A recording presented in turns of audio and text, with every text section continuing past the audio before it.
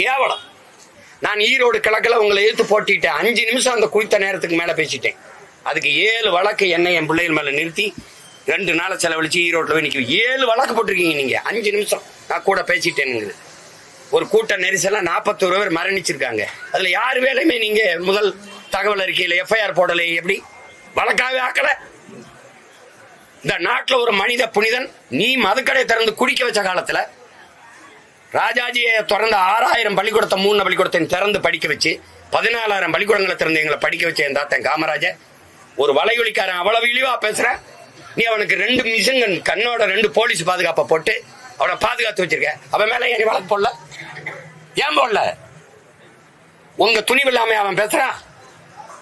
தமிழ் மக்களின் பேரன்பு மிக்க ஒரு பெருந்தலைவனை இப்ப சீமாண்டைக்கு நின்று பேசுறான். அவன் புகட்டாத கல்வி அறிவா? சொல்லுங்க. அவன் கட்டின பள்ளிக்கூடத்துல படிச்சுதானே நாங்கள் வந்திருக்கோம். தனக்கு கிடைக்காத கல்வி மற்றவர்களுக்கு நாட்டு பிள்ளைகளுக்கு கிடைக்கணும் படிக்க வச்சவனை எப்படி நீ இழிவா பேச அனுமதிக்கிற? உன் ஈவாராவை பேசினா தாங்க முடியல. ஒரே நாள்ல 150 வழக்க போட்ட நீ. ஒரே நாள்ல 150 வழக்கு எம்எல்ஏ போட்டாங்களா இல்லையா? சொல்லுங்க, போட்டாங்களா இல்லையா? அப்ப என் தாத்தனை பேசும்போது எங்கடா நீ என்ன வேடிக்கை பார்த்துக்கிறீங்க நீங்க?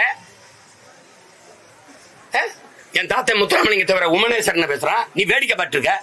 அப்ப நாங்க வெறி உண்டு போயிட்டா நீ எது என்ன அவன் யாருன்னு நீ அவனுக்கு போலீஸ் பாதுகாப்பு கொடுத்துக்க. 2 துப்பாக்கியோட 2 காவல். யாருக்கு ஆசல் கொடுக்குற?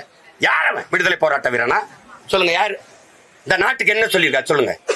இல்ல விஞ்ஞானியா? இல்ல சட்டமன்ற உறுப்பினரா? பாராளுமன்ற உறுப்பினரா? யாருங்க? எதுக்கு அவருக்கு மக்கள் காசுல அவருக்கு நீங்க அரசு 2 காவலர் ஆயுத இந்திய காவலர் காவலுக்கு வச்சிருக்கு? எனக்கு விளையாட்டு பண்ணிட்டு இருக்கீங்க நீங்க. உங்க துணிவு இல்லாம அரசு அதிகாரம் என்னை பாதுகாக்குங்கிறது இல்லாம அவன் பேசுவானா? பேச்சுக்கு நடமாடிட முடியுமா? என்ன விளையாட்டு பண்ணிருக்கீங்க நீங்க?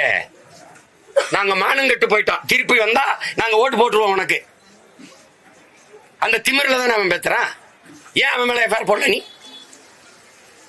ஈவேராவை பேசுனதுக்கு ஒரே நாள்ல ஓடி போய் வழக்கு கொடுத்த இடத்துல எல்லாம் என் மேல எஃப்ஐஆர் போட்டு என்னை கோர்ட்ல ஏத்துன நீங்க.